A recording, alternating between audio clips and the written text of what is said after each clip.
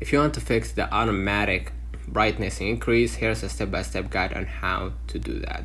So now what we're gonna do, we're gonna just go ahead to our settings, right? And then we're gonna go ahead to the accessibility, right? And then basically what we're gonna do, we're gonna just go ahead to the display and text size. Okay, we're gonna just scroll a little bit down right here and you're gonna see the auto brightness, and we're gonna just go ahead and turn that off and make sure that you do. Now if the issue persists, go back to the main settings, and then we're gonna go ahead to the display and brightness, right? And then basically right here you're gonna see the true tone. If you don't want it, just shut it down, right? And that should fix your problem. In the night shift right here, make sure that you actually shut it down as well. All right, now if the issue still persists, what you're gonna do, we're gonna just go back to the main settings, go ahead to the general, right?